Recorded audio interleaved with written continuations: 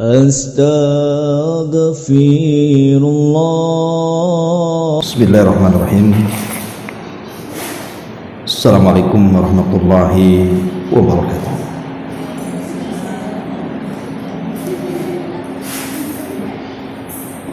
Alhamdulillah wassalatu wassalamu ala rasulillah wa ala alihi wa sahbihi wa mawalah wa la hawla wa la quwata illa billahi wa ba'd. Alhamdulillah, segala puja dan puji hanya milik Allah Jalla fi'ula. Salawat dan salam kita hadiahkan kepada Rasul kita Nabi besar Muhammad sallallahu alaihi wa ala alihi wasallam.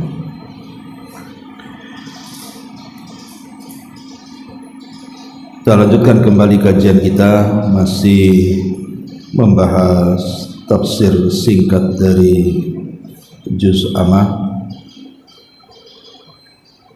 dan kita masuk pada ayat ke-31.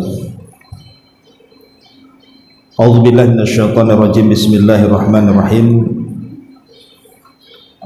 Inna lil muttaqina mafaza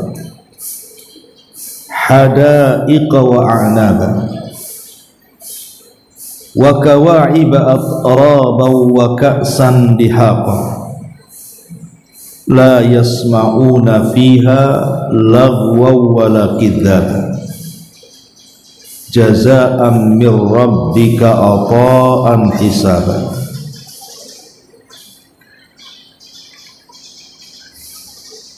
Allah Subhanahu wa taala berfirman di sini, sesungguhnya orang-orang yang bertakwa akan mendapatkan kemenangan berupa kebun-kebun di sorga dan juga buah anggur, dan gadis-gadis remaja yang sebaya dan gelas-gelas yang penuh berisi minuman. Di sana mereka tidak mendengar percakapan yang sia-sia maupun perkataan dusta. Itu sebagai balasan dan pemberian yang cukup dari Tuhan. Baik. Ma'asyiral muslimin muslimat yang dimuliakan Allah Subhanahu wa taala. Di sini Allah Subhanahu wa taala mengatakan innalil muttaqina mafaza, sesungguhnya bagi orang-orang yang bertakwa ini akan mendapatkan keberuntungan. Ma'asyiral muslimat yang dimuliakan Allah Azza wa Jalla, siapa orang-orang yang bertakwa ini? Dan apa makna takwa itu sendiri? Kemudian apa saja yang bisa menyebabkan takwa kita ini meningkat? Dan yang terakhir, apa balasan bagi orang-orang yang bertakwa? Ma'asyiral muslimat yang dimuliakan Allah Subhanahu wa taala, banyak kalangan ulama yang mendefinisikan apa itu takwa. Salah satunya adalah Abdullah ibn Umar radhiyallahu anhuma. Abdullah ibn Umar radhiyallahu anhuma pernah ditanya, apa itu takwa? Maka beliau mengatakan, alla tadunna annaka khairun min ahadin. Alla tadunna annaka khairun min ahadin. Takwa adalah, kata beliau, jangan sampai engkau menyangka bahwa engkau itu lebih baik dibandingkan orang lain. Takwa adalah jangan sampai engkau menyangka bahwa engkau jauh lebih baik dibandingkan orang lain. Karena kalau seandainya seseorang itu sudah mulai membanggakan dirinya dengan ibadah-ibadah yang sudah dilakukannya kemudian merendahkan orang lain, maka ini ciri kehancuran dia. Anas bin Malik radhiyallahu anhu meriwayatkan sebuah hadis di zaman Nabi sallallahu alaihi wasallam. Ada seorang laki-laki yang luar biasa ibadah, baik puasanya, baik sholat malamnya, baik baca Qur'annya, luar biasa. Sehingga para sahabat Nabi SAW takjub dengan orang itu, karena keheranan para sahabat kepada sahabat satu itu yang rajin ibadahnya luar biasa itu. Akhirnya kemudian mereka menceritakan perkara itu kepada Nabi SAW.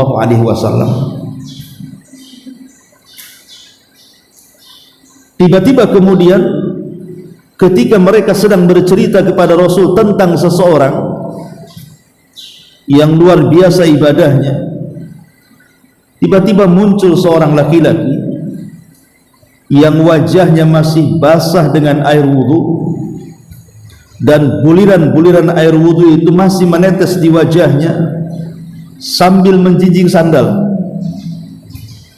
dan terlihat di dahinya itu ada bekas hitam karena rajin sujud.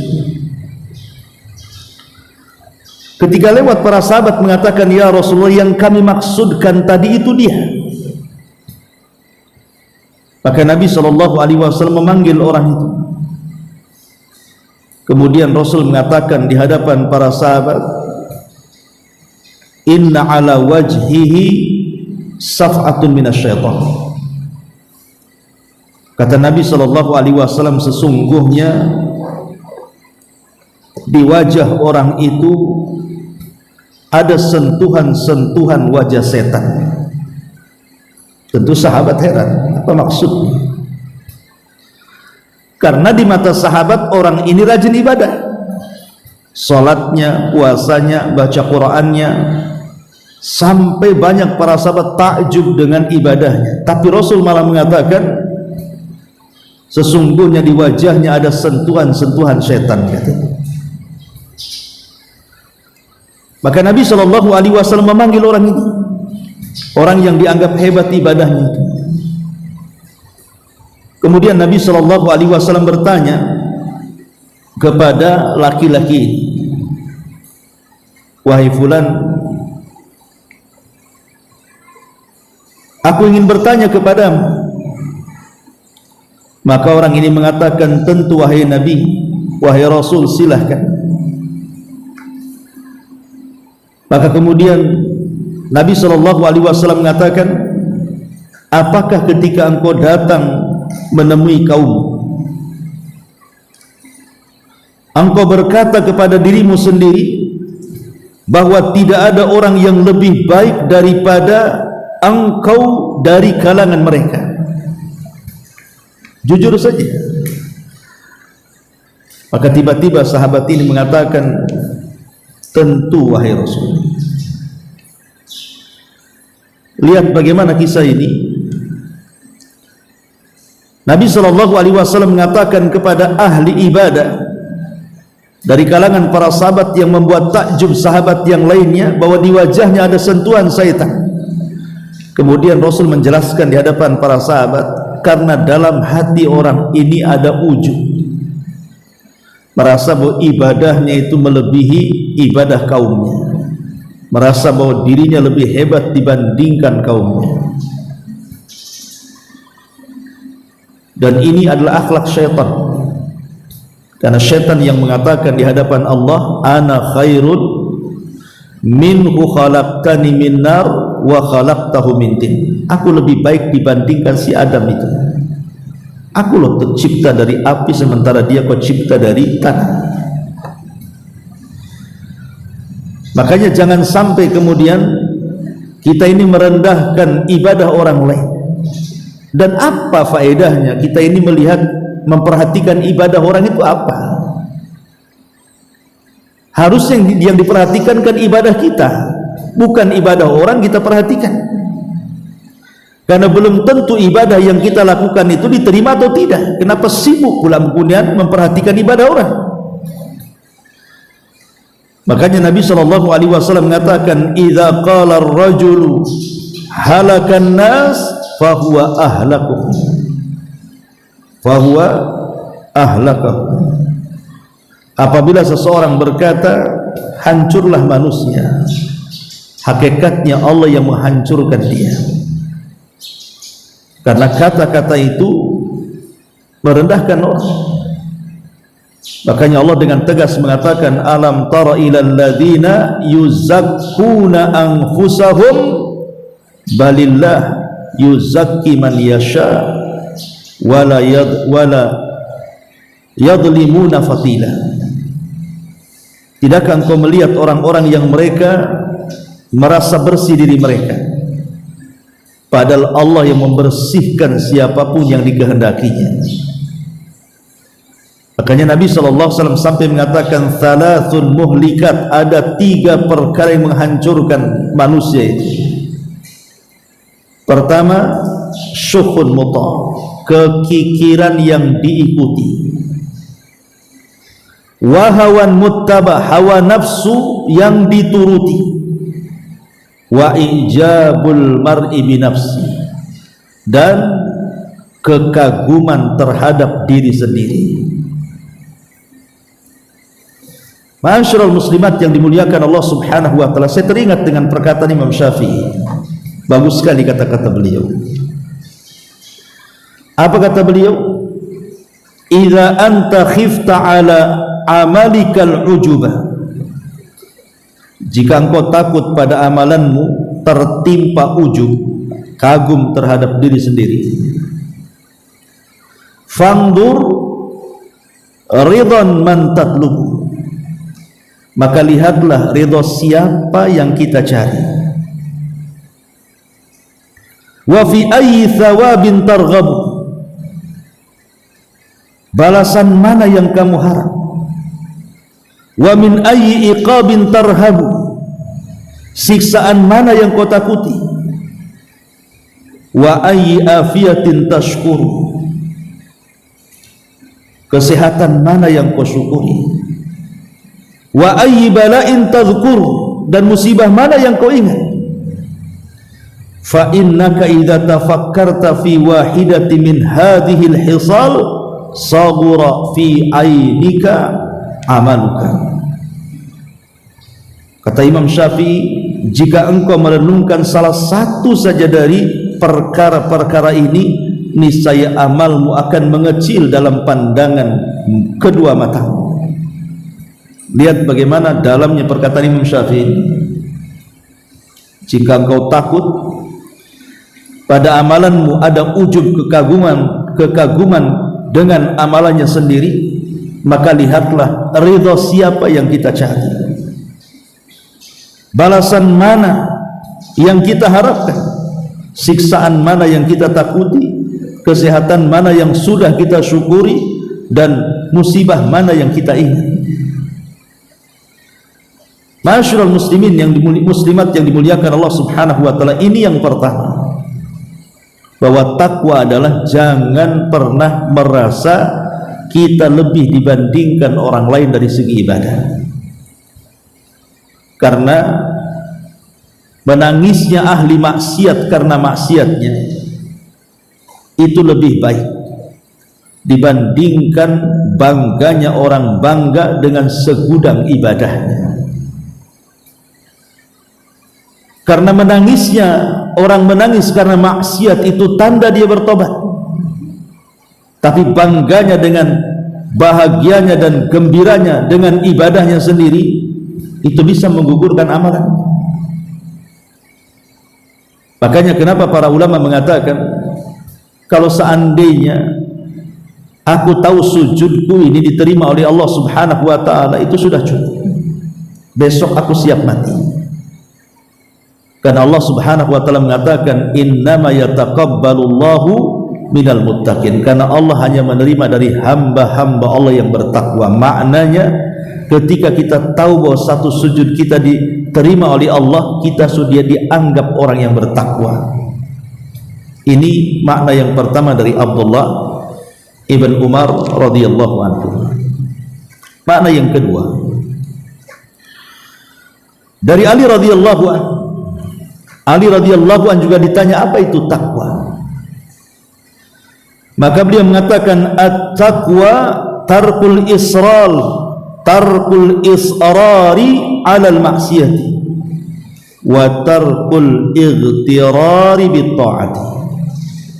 Takwa adalah meninggalkan israr. Israr itu terus menerus di atas kemaksiatan kepada Allah Azza wa Jalla, dan meninggalkan berbangga dengan ketaatan. Jadi Ali radhiyallahu anhu mengatakan takwa adalah tarkul israr, tinggalkan dari terus menerusnya kita di atas kemaksiatan. Makanya kenapa Nabi SAW mengatakan wailun lil musirrina alladzina yusirruna ala ma fa'alu wa hum ya'lamun. Celaka bagi orang-orang yang terus-terusan melakukan dosa sementara mereka mengetahui itu dosa. Makanya kenapa Allah Subhanahu wa taala sampai mengatakan walladzina idza fa'alu fahishatan aw zalamu anfusahum dzakarullah fastaghfaru lidzunubihim wa man yaghfiru dzunuba illallah wa lam yusirru ala ma fa'alu wa hum ya'lamun.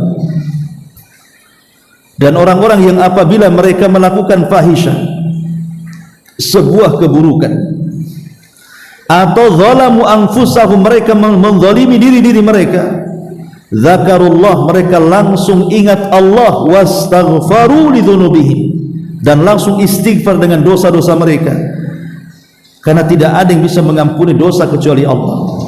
Dan Allah katakan di akhir ayat Al-Imran 135 ini, walam yusirru ada mafa'al, dan mereka tidak terus-terusan alias berhenti dari apa yang mereka lakukan dari maksiat itu, wahum ya'lamun, dan mereka mengetahui.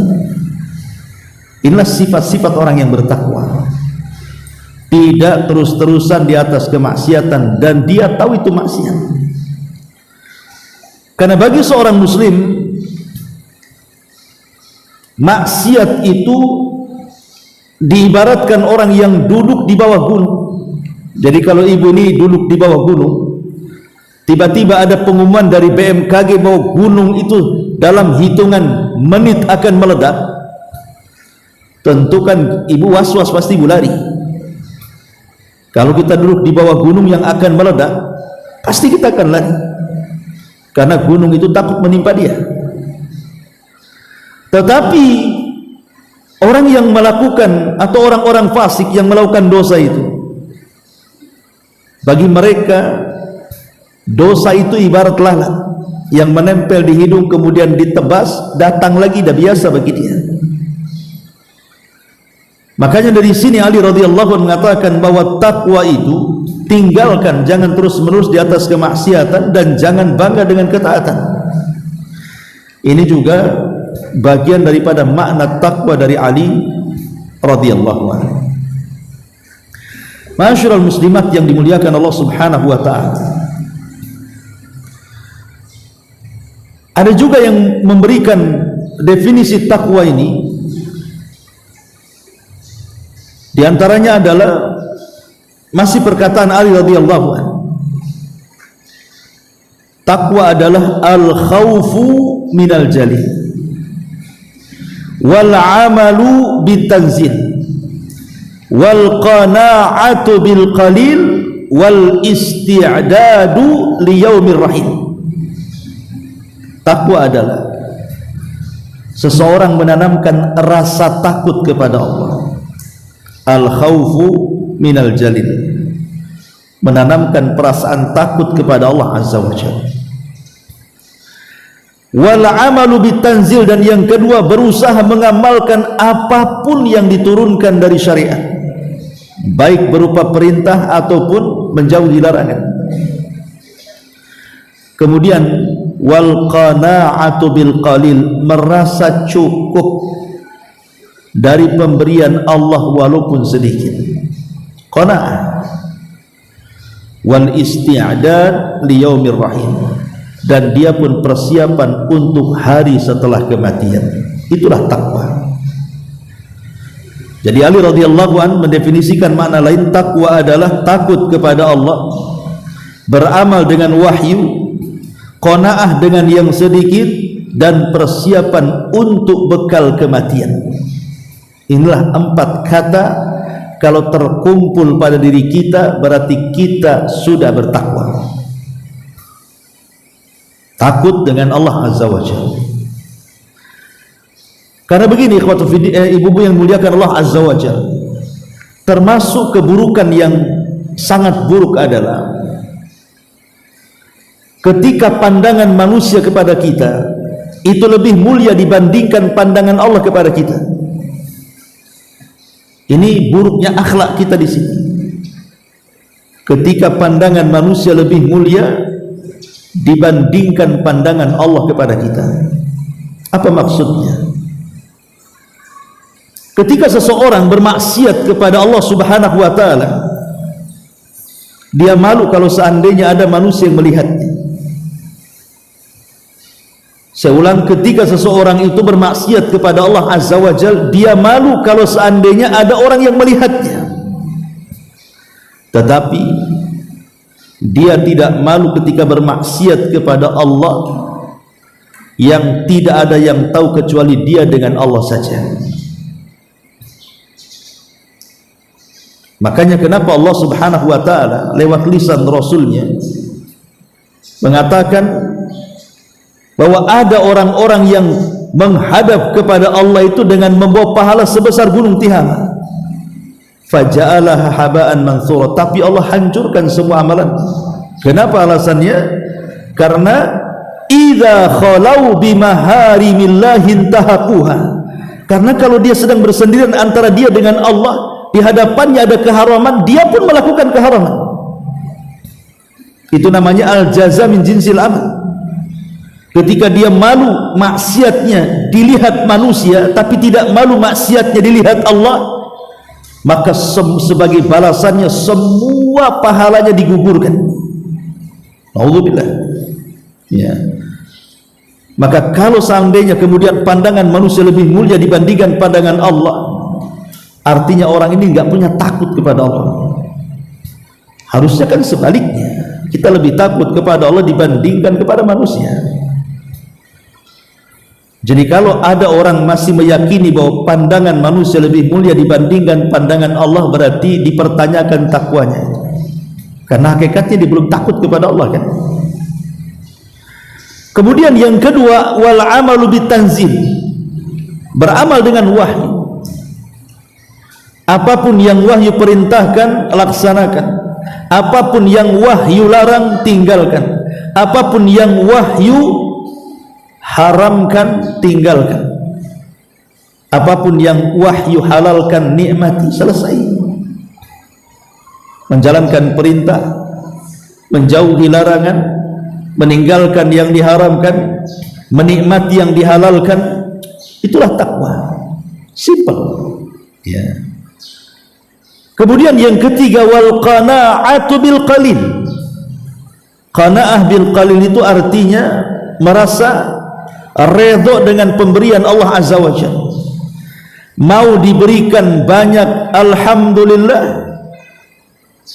Alhamdulillahilladzi bi ni'matihi tatimmu shalihat. Mau diberikan sedikit juga, alhamdulillah ala kulli hal. Jadi dia senantiasa lisannya memuji Allah Subhanahu wa taala, karena Allah akan senantiasa dipuji walaupun saat dia senang ataupun susah. Itulah orang qanaah itu. Dia akan terus memuji Allah dalam kondisi apapun, karena dia yakin bahwa ketika Allah Subhanahu wa taala memberikan rizki kepada dia itu, Allah sudah berikan rizki seadil mungkin, dan di balik pemberian itu ada hikmah yang kita tidak tahu. Ada maslahat yang kita tidak tahu di situ. Kenapa Allah tidak memberikan kekayaan yang lebih kepada kita? Dan kenapa pula Allah Subhanahu wa taala tidak menjadikan orang kaya itu fakir? Boleh jadi ada yang Allah sembunyikan yang kadang-kadang kita tidak tahu. Wa asa an takrahu syai'an wa huwa khairul lakum. Terkadang apa yang kita anggap jelek itu baik pula di hadapan Allah.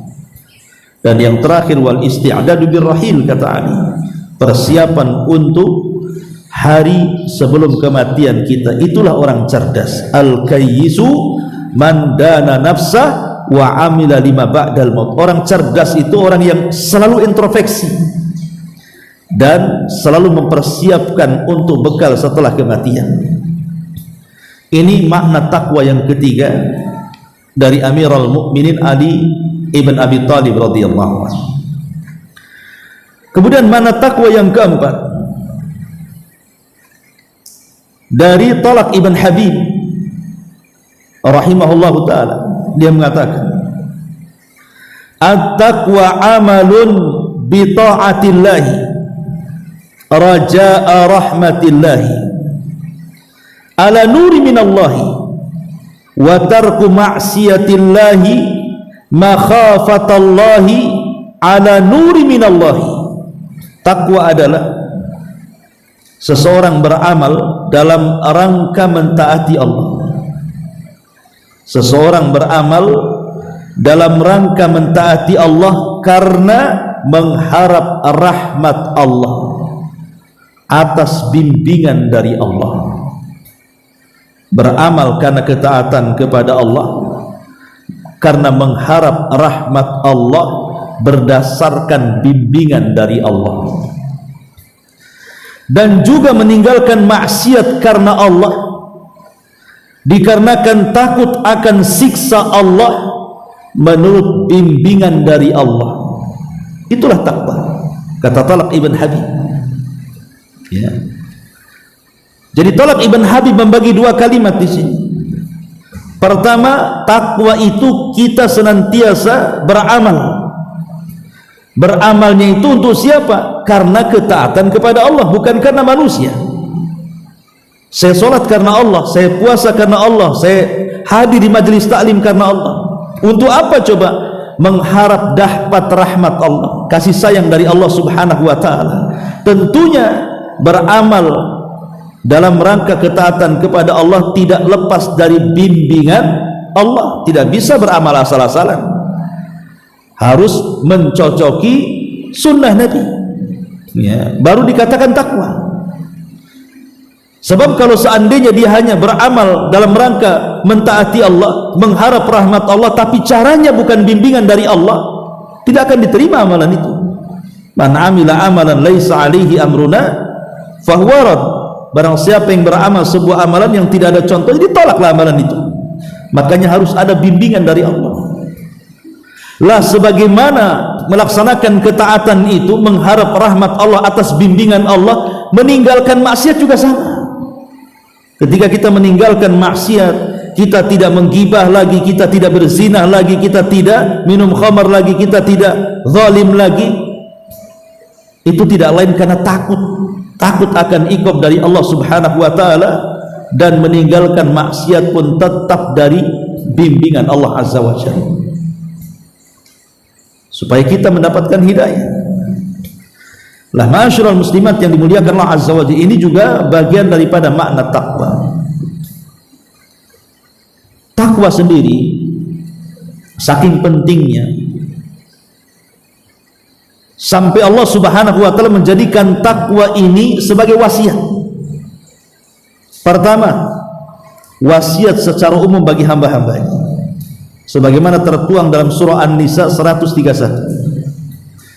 Walaqad wassaynal ladzina utul kitaba min qablikum wa iyyakum anittaqullah. Dan sungguh kata Allah, kami sudah berwasiat kepada orang-orang yang diberikan kitab sebelum kalian dan juga untuk kalian. Apa itu? Bertakwalah kepada Allah. Yang kedua, bahwa wasiat takwa ini dikhususkan bukan hanya kepada seluruh hamba, tapi dikhususkan oleh Allah kepada orang-orang yang beriman, sebagaimana tertuang dalam surah Al-Imran ayat 102. ya ayyuhalladzina amanu taqullaha haqqa tuqati wa la tamutunna illa wa antum muslimun. Wahai orang-orang yang beriman, bertakwalah kalian kepada dengan sebenar-benar takwa, dan jangan mati kecuali kalian menjadi seorang muslim. Bahkan bukan hanya Allah yang berwasiat, Rasul pun selalu berwasiat dengan takwa ini. Hadis yang pernah kita bahas dalam kitab Arba'in Nawawi, hadis Abi Dzar, di mana Rasul mengatakan apa? Ittaqillaha haitsuma kunta wa atbi'is sayyi'atal hasanata tamhuha wa khaliqin nas bi khuluqin hasan. Bertakwalah kepada Allah dimanapun kalian berada. Dan kebiasaan Rasul itu kalau mengirim pasukan, maka wasiat pertama kepada pasukan perang itu, bertakwalah kalian kepada Allah. Bahkan Umar bin Khattab radhiyallahu an menulis surat kepada putranya Abdullah ibn Umar radhiyallahu anhuma. Di antara isi suratnya, amma ba'du fa inni usika bi taqwallah. Adapun setelah itu, kata Umar, ingat wahai putraku, maksudnya Abdullah ibn Umar, kuwasiatkan engkau untuk senantiasa bertakwa kepada Allah Azza wa Jalla. Bahkan yang lebih hebat lagi adalah Umar bin Abdul Aziz rahimahullahu ta'ala. Saat detik-detik wafatnya, datang kawannya namanya Maslamah ibn Abdul Malik. Maslamah ibn Abdul Malik hadir di samping Umar bin Abdul Aziz yang ketika itu sedang sakaratul maut, sedang nazar. Jadi Maslamah ibn Abdul Malik ini mengatakan kepada Umar bin Abdul Aziz, sekiranya engkau berwasiat kepadaku, hai Amirul Mukminin, entah soal harta yang kau tinggalkan untuk anak-anakmu, berwasiat kepadaku, nanti aku akan sampaikan wasiatmu kepada anak-anakmu, karena anak-anakmu masih kecil. Tapi Umar bin Abdul Aziz mengatakan, aku tahu bahwa hartaku tidak mungkin kuberikan kepada siapapun kecuali anak-anak, tetapi itu tidak penting bagiku. Kemudian Umar bin Abdul Aziz mengumpulkan anak-anaknya dan mengatakan, usikum bitaqwallah, aku wasiatkan kalian sebagai warisan dari aku, kata Umar bin Abdul Aziz, bertakwalah kepada Allah Azza wa Jalla, dan aku tidak akan meninggalkan harta kepada kalian. Kemudian Maslamah ibn Abdul Malik ini heran, kenapa Umar bin Abdul Aziz ngomong seperti itu? Maka ditanyalah oleh Maslamah ini kepada Umar bin Abdul Aziz, kenapa engkau mengatakan seperti itu? Hanya cukup mewariskan takwa dan tidak mewariskan harta. Lihat bagaimana ucapan Umar bin Abdul Aziz rahimahullahu ta'ala. Dia mengatakan, kalau seandainya anak-anakku adalah orang soleh, orang yang bertakwa, fasayughnihillahu, pasti Allah akan memberikan kekayaan kepadanya. Karena Allah mengatakan, wa man yattaqillah yaj'al lahu makhraja wa yarzuqhu min haitsu la yahtasib. Siapa yang bertakwa kepada Allah, Allah carikan jalan keluarnya, dan Allah akan berikan rizki dari arah yang tidak disangka-sangka. Kalau betul-betul anakku bertakwa dan saleh, pasti Allah akan memberikan kekayaan tanpa aku kasih pun mereka kaya. Tetapi dia mengatakan, jika wa imma ghairu dzalik, kalau tidak seperti itu, tidak bertakwa, aku hanya memberikan harta kepada mereka, maka dia mengatakan, falan akun awwal man a'anahu bil mali alal maksiatillah, ala maksiatillahi azza wajalla. Ketika aku hanya memberikan harta dan tidak memberikan takwa, sama saja aku menolong mereka di atas kemaksiatan kepada Allah azza wajalla. Karena kalau punya harta tidak bertakwa, pasti maksiat. Sama saja aku menolong kepada anak-anakku di atas kemaksiatan. Tapi kalau aku tidak berikan harta kepada mereka, cukup berwasiat takwa, kalau mereka betul-betul bertakwa dan menjadi orang baik, tanpa aku beri harta, mereka pasti kaya. Subhanallah, betul. Umar bin Abdul Aziz tidak mewariskan hartanya, hartanya disedekahkan, dan anak-anaknya tidak dapat warisan kecuali hanya sedikit.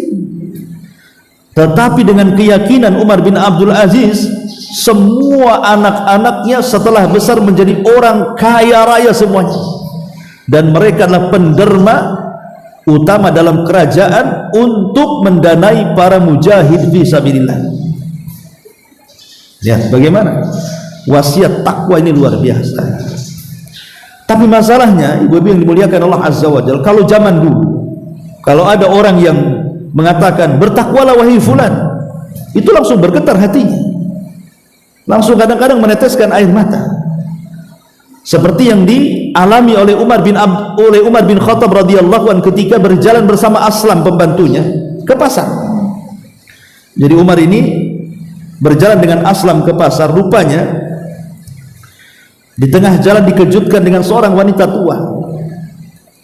Wanita tua ini memanggil-manggil Umar dengan panggilan tidak sopan. Bukan dipanggil Amirul Mukminin, bukan dipanggil Umar, tapi dipanggil Umair. Ya Umair, ya Umair katanya. Umair ini dalam bahasa Arab ditasghir namanya. Kalau Umar itu dewasa, kalau Umair itu Umar kecil. Ya, jadi itu panggilan tasghir untuk mengecilkan seseorang. Aslam pembantunya marahlah. Kenapa berani-beraninya wanita tua ini memanggil kalimat Umair, tidak memanggil kalimat Amirul Mukminin, padahal dia Amirul Mukminin. Tapi Umar kemudian mengatakan kepada Aslam, da'uha, tinggalkan wanita itu. Kemudian dilihatnya Umar tiba-tiba mencucurkan air mata, menangis karena sedih. Kemudian Umar mendekati wanita tua itu. Tiba-tiba wanita tua itu mengatakan, ya Umair, aku masih ingat kau masih kecil-kecil itu, suka bermain-main di pasar Ukan. Kemudian engkau beranjak dewasa, tiba-tiba sekarang menjadi Amirul Mukminin. Ittaqullah, bertakwa kau kepada Allah Azza wa Jalla, katanya. Langsung bergetar Umar sambil menangis. Kemudian Umar mengatakan kepada Aslam, ya Aslam, tahu enggak wanita itu siapa? Kata Aslam, saya datang. Maka Umar mengatakan, dia adalah Haulah bin Hakim. Haulah bintu Hakim. Siapa Haulah bintu Hakim? Orang yang mengadukan urusan suaminya kepada Rasul gara-gara suaminya mengatakan, anti ka dhahri ummi, engkau seperti punggung ibu. Kemudian Rasul mengatakan, engkau sudah diceraikan suami. Kata Haulah, tidak mau, anak-anakku banyak. Akhirnya turunlah surah Mujadilah, penghapus kalimat anti ka dhahri ummi, bukan kalimat cerai yang dianggap kalimat cerai di masa jahiliyah, tapi di masa Islam dianggap kalimat dihar. Turun surah Mujadilah khusus untuk Haulah bintu Hakim. Kata Umar, tahu nggak wahai Aslam dia siapa? Dia adalah Haulah bintu Hakim yang suaranya didengar dari 7 lapis langit sana sampai turun surah Mujadilah. Syahidnya di sini siapa? Umar bin Khattab bergetar tuh ketika dikatakan bertakwalah kau kepada Allah. Tapi orang sekarang mana lagi ibu-ibu bertakwalah bu, ya biasa aja, nggak ada getar-getarnya. Kenapa? Karena hati kita sudah keras masalahnya. Mau dinasihati apapun malah kita marah yang nasihati, kayak kau aja yang paling alim katanya. Bukan berterima kasih nasihati. Makanya kenapa setiap Jumat itu loh bapak-bapak itu senantiasa dinasihati dengan takwa, karena di antara rukun Jumat itu adalah mengucapkan kalimat takwa. Seorang khatib kalau dia menjadi khatib Jumat, maka di antara rukun Jumat itu mengingatkan soal takwa di permulaan khutbah itu setiap Jumat. Makanya sebagian ulama mengatakan seseorang suami atau seorang laki-laki dianggap gagal dia melaksanakan Jumat itu kalau keluar tidak menambah takwanya, karena setiap Jumat dikasih tahu bertakwa terus tuh. Ya. Itulah ma'asyiral muslimat yang dimuliakan Allah Azza wa Jalla. Makanya kita perlu tahu apa sih yang bisa mendorong kita ini supaya bisa atau menjadi orang yang bertakwa itu, apa pendorongnya? Ma'asyiral muslimat yang dimuliakan Allah Azza wa Jalla. Yang pertama, khauful iqab al-ukhrawi, tanamkan perasaan takut akan siksa di akhirat. sering membaca ayat-ayat azab, macam mana Allah mengazab orang-orang ahli maksiat di neraka. Bacalah hadis-hadis tentang bagaimana ngerinya neraka supaya kita makin takut. Ya. Kemudian yang kedua, bukan hanya takut akan iqab di akhirat, takut juga akan iqab di dunia. Karena ada dosa-dosa itu yang Allah Subhanahu wa taala segerakan azabnya di dunia sebelum akhirat. Maka dengan kemudian kita berpikir bahwa jangan sampai Allah Subhanahu wa taala menyegerakan azabnya sebelum akhirat, maka timbullah perasaan takut di sini. Kemudian yang ketiga, banyak-banyaklah berharap raja'us tsawabid dunya. Banyak-banyak berharap kepada Allah agar dengan ketaatan kita kepada Allah itu kita diberikan banyak kebaikan di dunia. Dan yang keempat, raja'us tsawab al-ukhrawi. Dan dengan memperbanyak ketaatan kita kepada Allah itu, maka kita berharap bahwa Allah akan berikan balasan yang besar kelak di akhirat. Kemudian yang kelima, khauful hisab. Takutlah akan hisab. Bahwa setiap ucapan kita akan dipertanggungjawabkan, setiap perbuatan kita akan dipertanggungjawabkan, setiap apa yang diucapkan hati kita juga ada pertanggungjawabannya. Berpikir bahwa semua akan dipertanggungjawabkan, sehingga kalau dia berpikir semua akan dipertanggungjawabkan, kan kalau ngomong hati-hati, ini ada balasannya. Kalau mau bergerak hati-hati, bahwa setiap gerakan juga ada jawaban dan balasannya. Ya.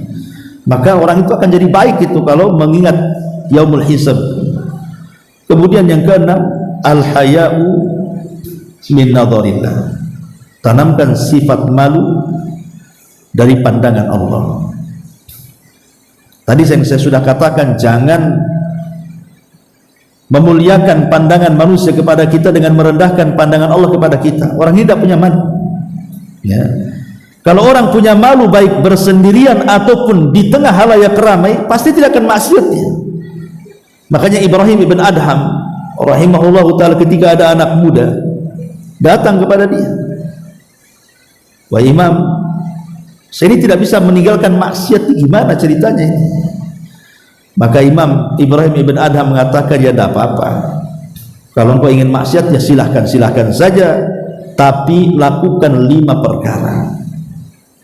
Pertama, silahkan kau bermaksiat, tapi jangan makan dari rizki Allah. Yang kedua, silahkan bermaksiat, tapi cari di tempat yang Allah tidak tahu. Bisa? Ya. Gak akan bisa. Di mana coba kita mau bermaksiat yang Allah tidak tahu? Semua Allah tahu. Di dasar lautan Allah tahu, di dalam gunung Allah tahu, bahkan di lapisan-lapisan bumi Allah tahu, bahkan di lapisan langit Allah tahu, di alam semesta ini Allah tahu semuanya. Makanya kata Ibrahim bin Adham, kalau kau ingin maksiat silahkan saja, tapi ingat, cari tempat yang Allah tidak tahu. Atau silahkan maksiat, tetapi kata Ibrahim bin Adham, apabila malaikat maut datang kepadamu, bilang saja tunggu dulu, aku tobat dulu. Bisa? Nggak bisa. Atau silahkan kau bermaksiat, tapi nanti kalau engkau digiring ke neraka Allah Subhanahu wa ta'ala oleh malaikat Zabaniyah itu, kau katakan, jangan kau tarik aku ke neraka, kata, masukkan aku ke surga. Bisa kau perintahkan malaikat Zabaniyah? Nggak bisa, kecuali Mama Gufron saja yang bisa. Tahu Mama Gufron yang lagi viral tuh, yang menguasai bahasa Suryani itu bisa merintahkan malaikat, katanya. Yang makolina rahmatan makoli itu kan. Nah, ini yang bahasa Suryani lagi viral tuh. Ya, katanya dia bisa menginterogasi malaikat mungkar nakir. Terbalik, dia interogasi kita, siapa Rabbmu, siapa Mama Gufron pula ya menginterogasi mungkar nakir. Balik-balik dunia ini. Sudah jelas sesatnya.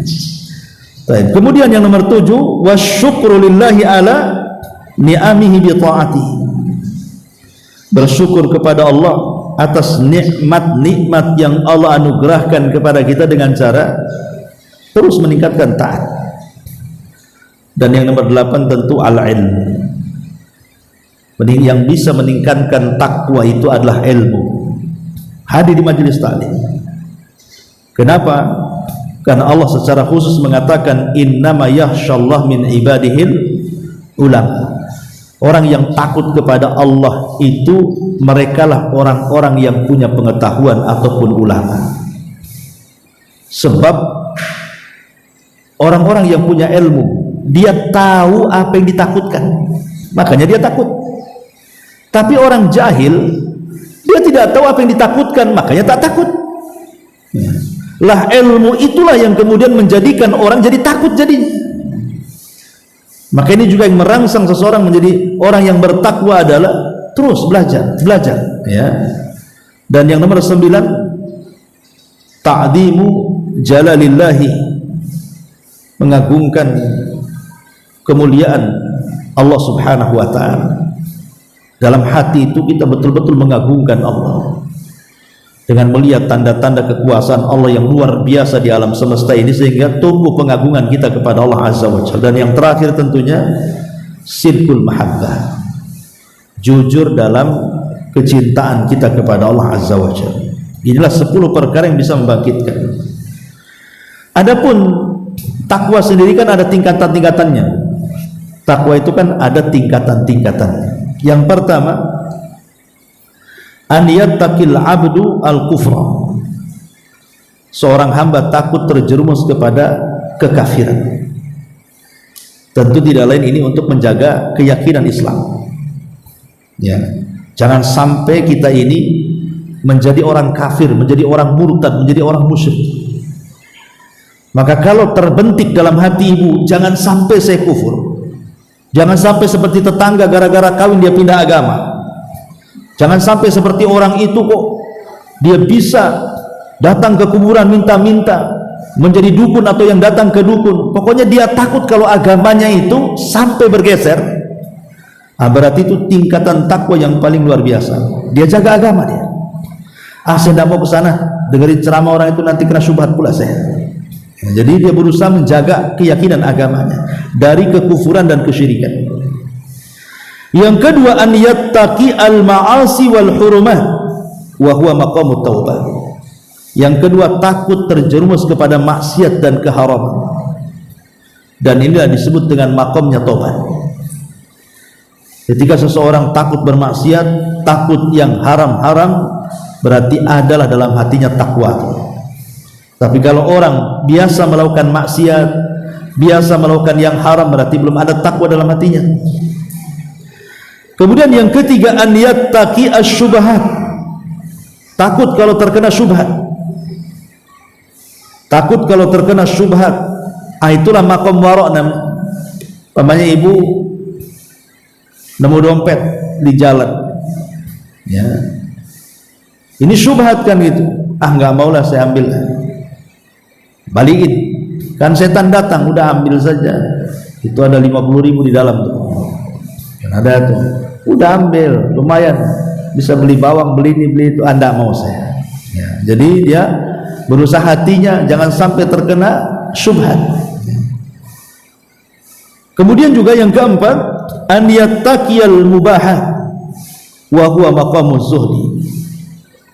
Dia meninggalkan perkara-perkara mubah.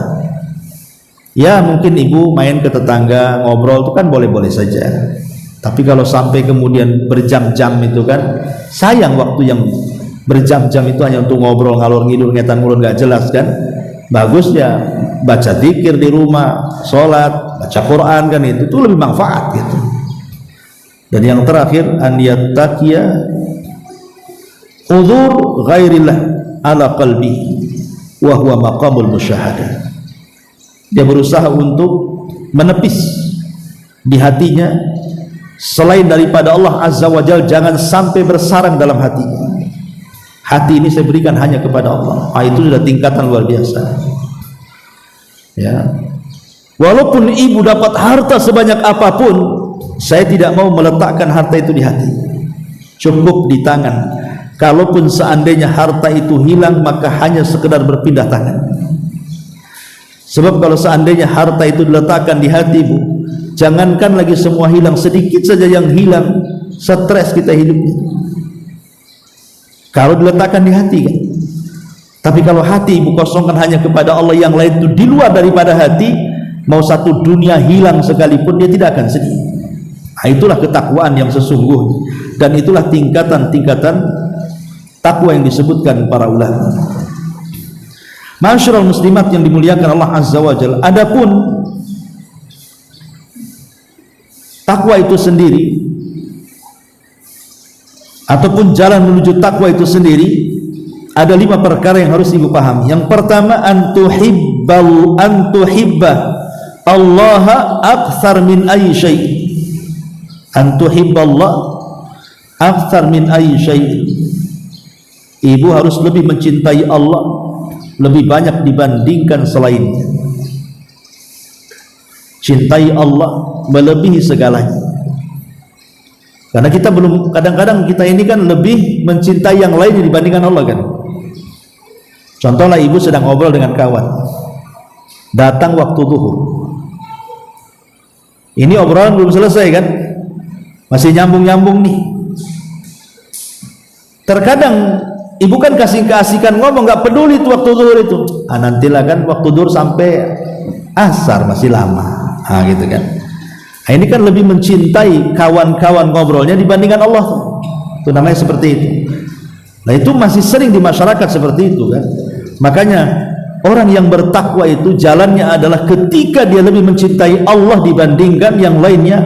Itulah jalan terbesar menjadi orang yang bertakwa. Yang kedua, antas tash'ira muraqabatallahi daiman. Engkau terus merasakan bahwa setiap ucapan, gerakan, tingkah laku kita itu terus dipantau dan dilihat Allah, dan tertanam terus. Ibaratnya ibu kemana-mana itu ada CCTV lah. Kalau sesama manusia saja bu, kalau umpamanya ada tukang bangunan, dia bekerja, kemudian ibu yang punya rumah nongkrongi, otomatis tukang bangunan yang bangun rumah ibu itu akan rajin tuh. Kenapa? Ada tokenya di situ, nongkrongi kan itu. Coba tokenya hilang, ya ngerokok, duduk, ngobrol, nggak selesai kerjanya kan. Jadi sesama manusia saja terkadang kalau diawasi itu semangat dia kerja. Anak-anak PT kalau sudah ada atasannya semangat, nggak berhenti dia kerja. Takut kena skor, takut kena pecat kan gitu. Lah kenapa dengan makhluk kok sedemikian takutnya? Sementara hari-hari kita dipantau dan diawasi Allah Subhanahu wa taala, kok kita tidak merasakan itu semuanya? Bahwa ada CCTV yang lebih canggih dibandingkan CCTV dunia, yang dia mengetahui di mana saja kita berada, dalam kondisi apapun, dengan siapapun dia tahu. Ya. Kemudian yang ketiga, anta'lama akibatal ma'asi. Agar tahu bahwa setiap maksiat yang kita lakukan itu ada akibatnya, baik di dunia ataupun di akhirat. Semua ada akibatnya. Makanya ketika Nabi SAW menasihati orang-orang muhajirin, apa kata Rasul?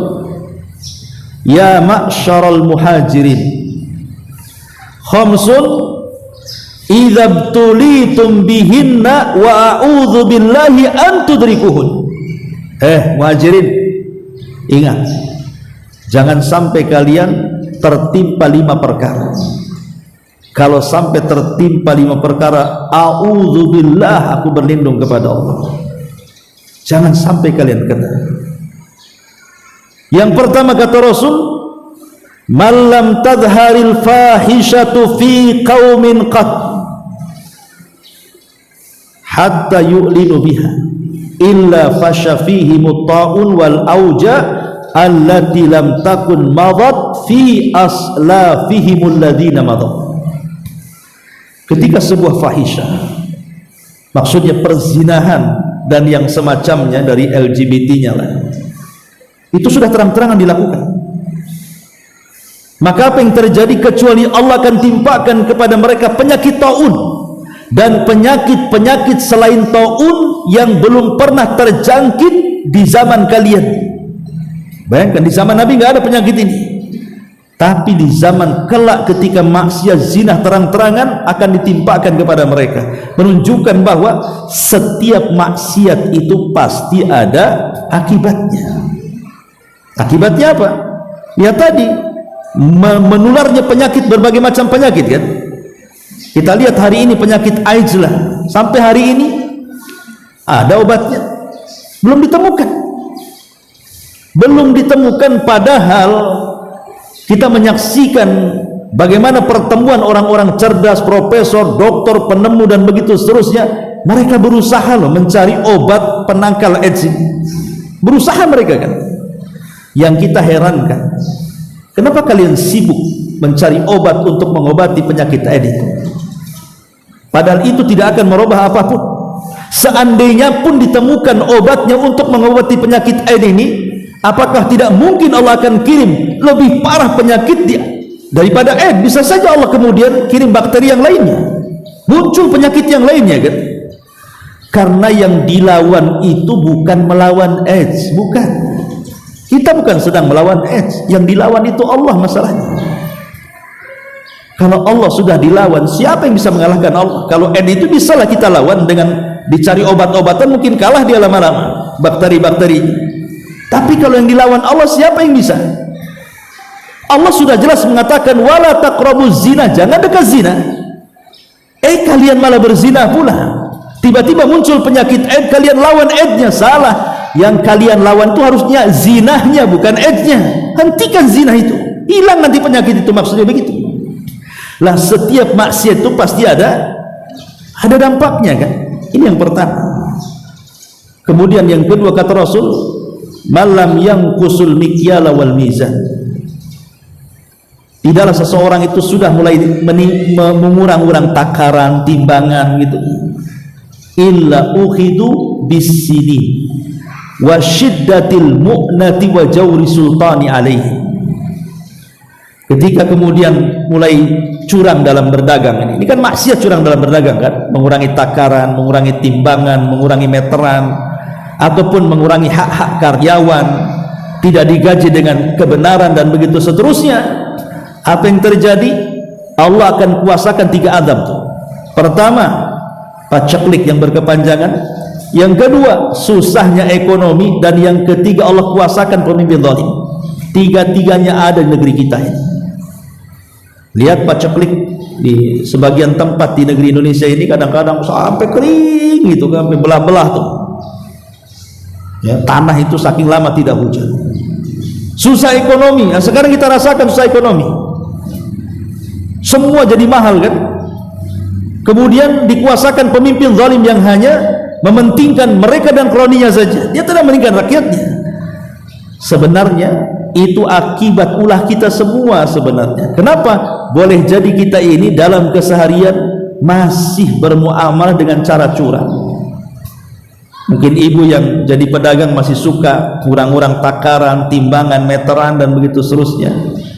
Ataupun kita jadi pembeli, kadang-kadang main kutil saja, pengutil ya, ngambil gitu, belum ada izin itu, belum diizinkan penjualnya udah main ambil aja, tahu-tahu kecutak jadi beli. Lah itu nggak dibayar, yang satu dimakan tuh ya. Ataupun mungkin ibu ngambil pembantu, nggak digaji-gaji 2 bulan, padahal kan harusnya digaji sebelum keringatnya kering, kata Nabi kan gitu. Banyak pokoknya persoalan itu, karena Allah secara umum mengatakan innallaha la yughayyiru ma biqaumin hatta yughayyiru ma bi anfusihim. Allah tidak mungkin merubah sebuah kaum sampai kaum itu yang merubah. Kita menghendaki tanah kita subur, kemudian kita menghendaki mudahnya ekonomi, kita menghendaki pemimpin-pemimpin yang adil dan begitu seterusnya. Bisa Allah berikan semuanya, asal apa? Asal kita rubah diri kita sebenarnya. Walau anna ahlal qura amanu wattaqau la fatahna alaihim barakatin minas sama'i wal ardh. Kalau penduduk negeri itu beriman dan bertakwa, berkah langit bumi itu Allah turunkan. Selesai. Ya. Ma'asyiral muslimat yang dimuliakan Allah Azza wa Jalla. Dan begitulah nasihat Rasul sampai 5 perkara tadi. Kemudian yang keempat, anta ta'allam kaifa tuqawimu hawa wa tataghallab alaihi, untuk belajar bagaimana caranya kita menghadapi hawa nafsu, karena hawa nafsu inilah yang mencegat adanya takwa. Kenapa orang bermaksiat? Karena hawa nafsu, ya. Kenapa orang itu, kenapa ibu berghibah? Hawa nafsu ibu yang ngajak ibu ghibah. Kenapa ibu kemudian mencaci, memaki, mengadu domba? Hawa nafsu yang mengajak ke situ. Itulah yang kemudian takwa kita terhalang dengan itu. Makanya kalau kita bisa melawan hawa nafsu tidak bisa dihilangkan. Nggak bisa ibu datang ke awal bros, datang ke dokter bedah, dok tolong hilangkan jantung saya, biar nggak ada hawa nafsu di dalamnya. Mati yang ada. Kita tidak mungkin menghilangkan hawa nafsu. Yang bisa itu ditekan hawa nafsu itu. Bagaimana caranya hawa nafsu ditekan itu? Ya. Nah, kemudian yang kelima, antudrika makayid asyaitan. Kenali jerat-jerat langkah setan itu seperti apa. Kalau ingin menjadi hamba yang bertakwa, kenali langkah-langkah setan itu kayak apa.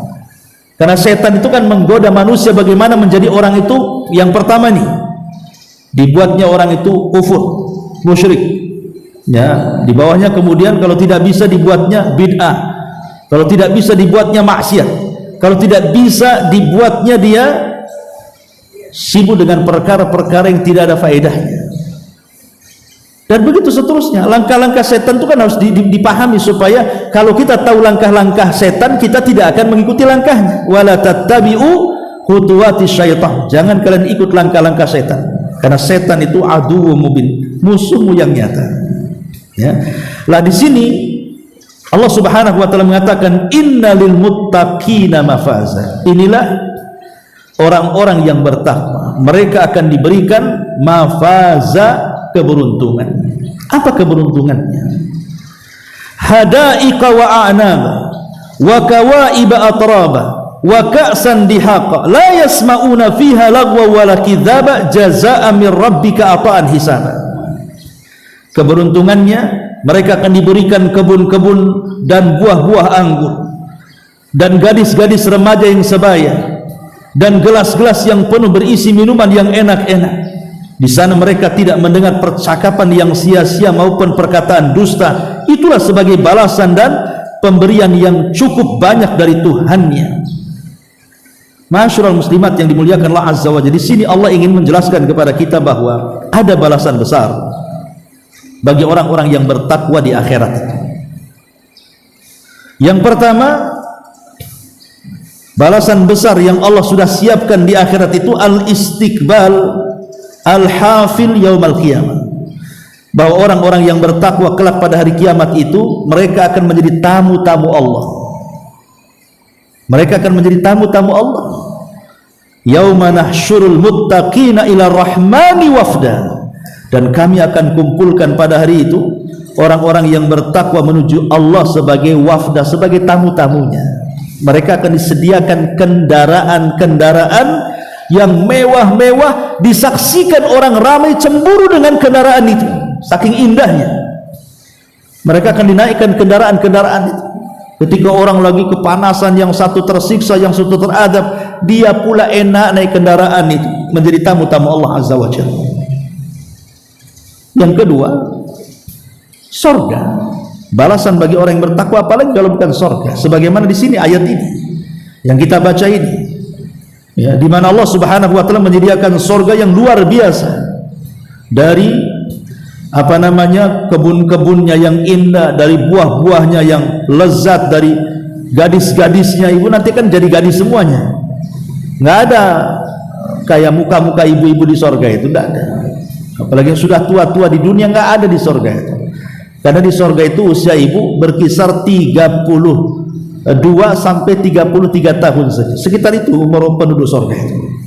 Segitunya, nggak naik-naik. Dia tidak turun, dia tidak naik, segitu saja. Kalau di dunia kan tidak, tahun depan sudah naik lagi angka kita. Kaca udah mau dipecahkan aja, udah mulai keriput kan gitu. Tapi di sorga kan nggak seperti itu, ya. Akan jadi gadis-gadis remaja yang sebaya, belum lagi gelas-gelas yang penuh dengan minuman-minuman lezat, dari minuman anggurnya, dari susunya, dari madunya, dari air bersihnya, dan begitu seterusnya.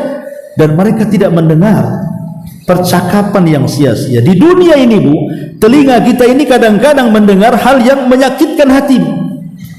Bentar-bentar ada ngomongin kita, sakit hati kita. Bentar-bentar ada yang gibah kita, sakit lagi hati kita. Lama-lama stroke kan gitu. Karena asih digibahin, dijelekin, ada saja orang itu yang tidak suka dengan kita. Itu di dunia, di sorga nggak ada. Nggak ada orang yang bergibah, nggak ada orang yang menjelek-jelekan, mengadu domba, tidak ada di sorga itu. Makanya tidak akan mendengar percakapan yang sia-sia maupun perkataan dusta, itu tidak ada. Yang ngeprank, yang apa, tidak ada di sorga itu. Ya. Dan itu balasan yang besar dari Allah Subhanahu wa Ta'ala. Kemudian yang ketiga, dijauhkan dari neraka. Sebagaimana disebutkan dalam surah Al-Lail ayat 17, wa sayujannabuhal atqa, dan sungguh kami akan jauhkan orang-orang yang bertakwa itu dari api neraka. Kemudian yang keempat, al-falahu fid dunya wal akhirah, diberikan keberuntungan yang luar biasa di dunia dan di akhirat. Kemudian yang kelima, takfirus sayyi'at, semua dosa-dosanya akan diampuni. Wa man yattaqillah yukaffir anhu sayyi'atihi, dalam surah At-Talaq ayat 5, barang siapa yang bertakwa kepada Allah, hapuskan kesalahannya. Dan yang keenam, tahqiqu ma'iyatillah, dia akan mendapatkan kebersamaan Allah di dunia, dalam kubur, sampai kepada akhirat. Allah akan senantiasa bersamanya. Dan tentu dia akan mendapatkan ketenangan baik di dunia ataupun di akhirat. Orang yang bertakwa di akhirat sudah jelaslah, di dunia dia akan tenang karena dia punya Allah Subhanahu wa Ta'ala. Wallahu a'lam bishawab. Ini penjabaran sedikit dari surah An-Naba. Baik, sebelum saya tutup, silakan kalau ada bertanya.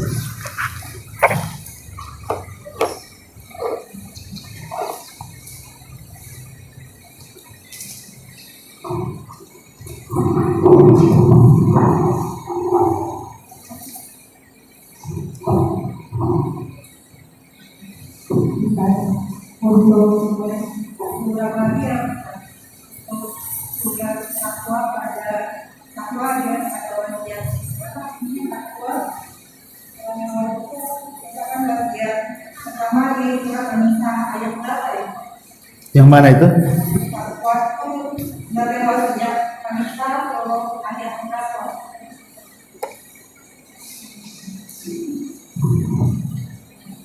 An-Nisa, yang mana itu? Yang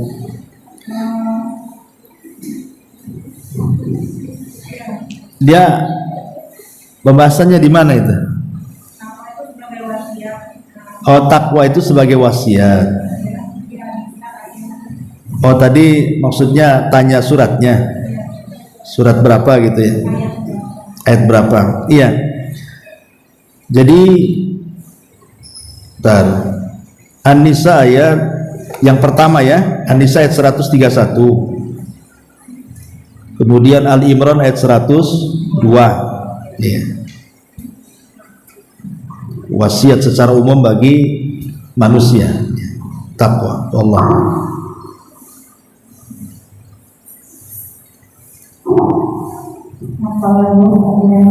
Karena hanya ayat lain boleh itu pernah mendapatkan di ayat 90 itu mengatakan jawaban lain jawaban pertanyaan aja, jawabannya itu pergi ke tempat yang matahari di mana tidak ada pelindung matahari di sana. Terus ada orang yang mengatakan kalau tempatnya itu adalah Irian Jaya karena itu tidak ada penaung karena di Irian sendiri tidak berpakaian mereka.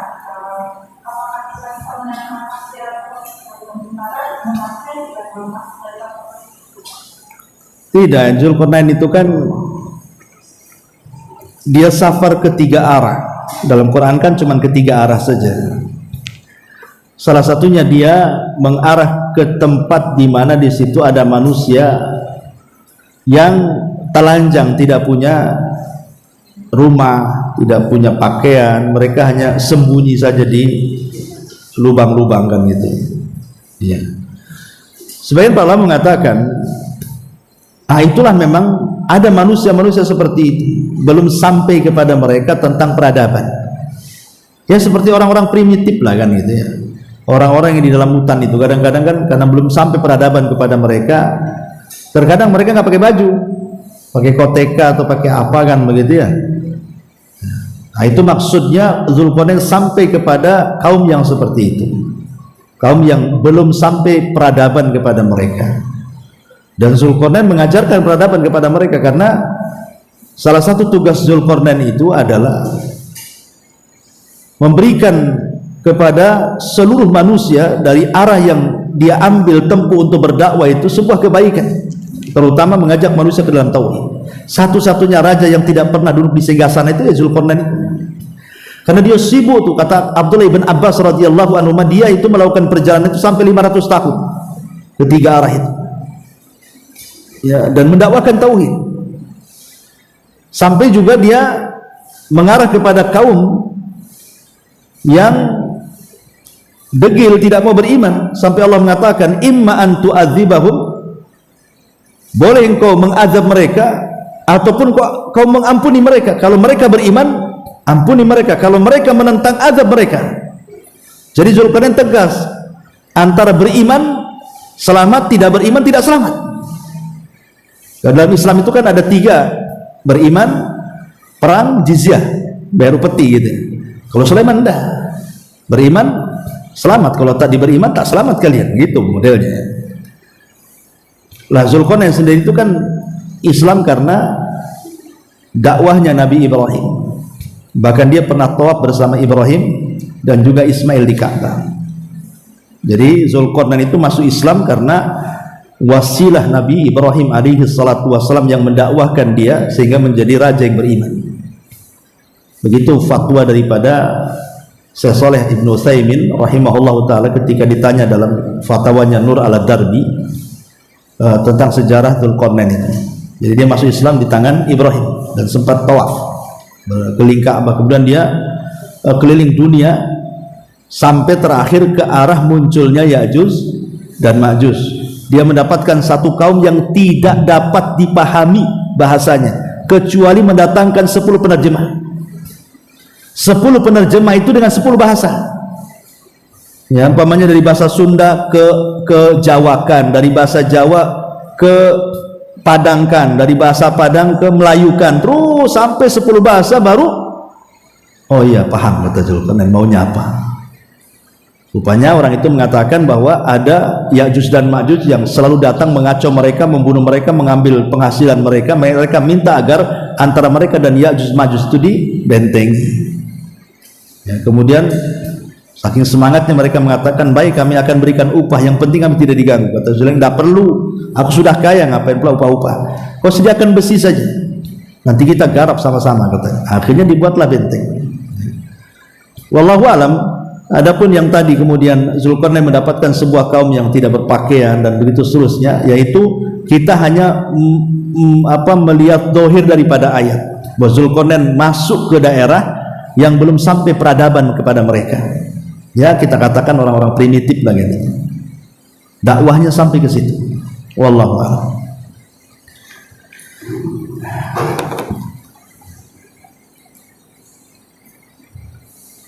Baik, sekiranya sudah jam 10 lebih, ada manfaatnya. Subhanallah, bihamdika, asyhadu an la ilaha illa anta, astaghfiruka.